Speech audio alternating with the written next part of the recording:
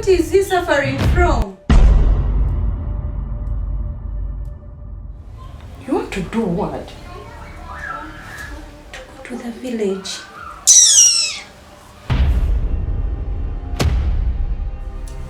What am I going to do? I haven't got this girl's money.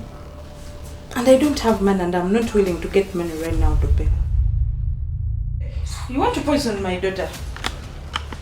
You use the money you stole from me. You can't use it in the village. Do you think I'm a fool? But Aunt, I'm not the one who took the money. I myself am going to take you to the police and report your boss. How can she do that?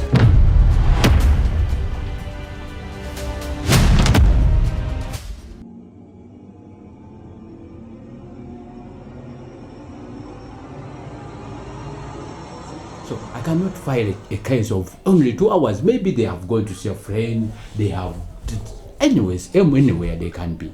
Afande, let me tell you this. Her clothing are not there. Her bag is not there.